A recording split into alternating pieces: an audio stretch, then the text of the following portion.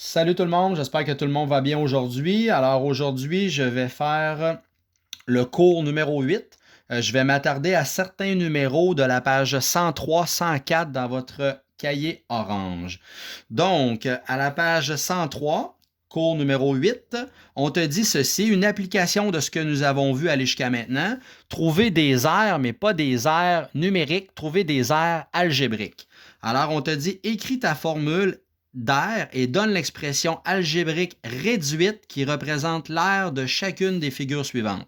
Alors, exemple, ici, on a un rectangle. On voit que la base, elle est de 7x plus 3 et ma hauteur est de 5. Alors, on se rappelle que l'aire d'un rectangle, c'est la base multipliée par la hauteur. Alors là, qu'est-ce que je dois faire? Je vais remplacer ma lettre B par mon expression algébrique qui est un binôme. Alors, je vais remplacer. Et quand je remplace une lettre par un binôme ou un trinôme, je dois placer ça entre parenthèses pour penser à faire la distributivité. Alors, ma base vaut donc 7x plus 3 et ma hauteur vaut 5. Alors, je multiplie par 5. C'est donc dire que j'ai 5 qui est multiplié par un binôme au complet, que mon 5 soit devant la parenthèse ou qu'il soit après la parenthèse. Étant donné qu'il multiplie la parenthèse au complet, je dois agir de la même façon comme s'il était devant. Alors, je dois appliquer la distributivité. Donc, je vais faire 5 fois 7, ce qui me donne 35x, puis 5 fois 3, ce qui me donne 15. Alors, nous avons donc l'aire algébrique de ma figure qui est de 35x plus 15. Je ne peux pas réduire davantage car ce ne sont pas des termes semblables.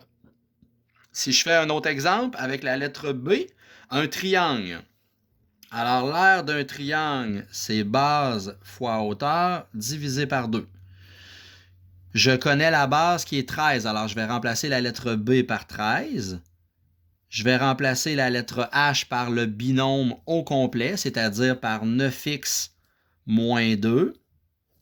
Et je divise par 2 parce que ma formule me dit de diviser par 2.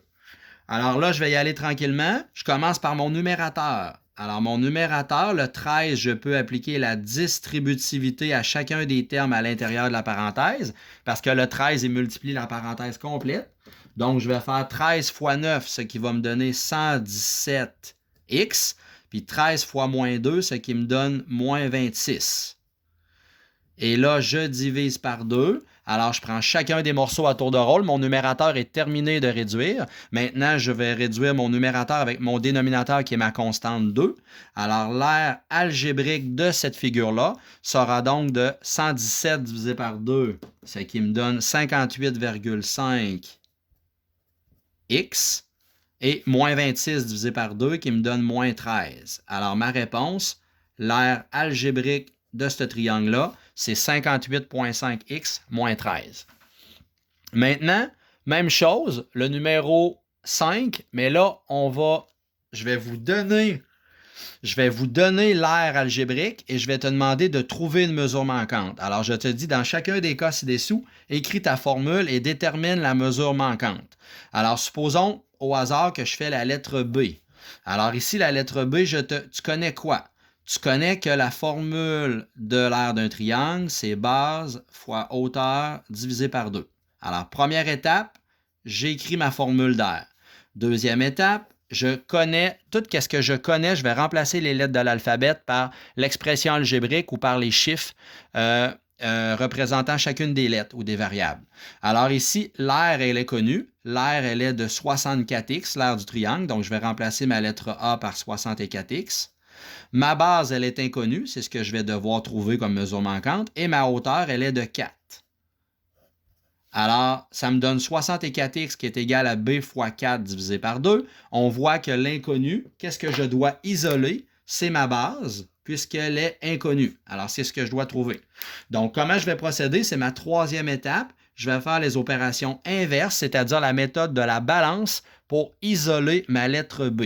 Tout d'abord, je commence par éliminer mon divisé par 2. Comment je vais faire pour éliminer un divisé par 2? Je vais faire fois 2 du côté droite, ça va annuler mon divisé par 2. Et si je fais quelque chose du côté droit de l'égalité, on se rappelle que c'est comme une égalité, alors je dois faire la même chose de l'autre côté, c'est-à-dire faire fois 2. Alors je vais faire 64 fois 2, ce qui va me donner 128x, est égal à b fois 4. Et là, je répète, c'est toujours mon b que je veux isoler. Donc, qu'est-ce que je vais faire? Il faut que je me débarrasse de mon 4. Mon 4, il est collé. Quand il est collé, c'est une multiplication. Alors, qu'est-ce que je vais faire? Je vais l'éliminer en faisant diviser par 4. Alors, si je divise par 4 de ce côté-là, il faut que je divise par 4 de l'autre côté, ce qui va donc me donner que la base souhaitée, la base que l'on recherchait, c'est 128 divisé par 4, ça va être 32x. Alors, la base que je cherchais, c'est 32x. Alors, quelle était la mesure manquante? C'était 32x. Je vais arrêter là pour la partie 1 de mon cours 8 et je vais terminer avec la page 104. Donc, je vais faire une autre petite capsule pour mon cours numéro 8 qui va s'appeler partie 2. Bye bye!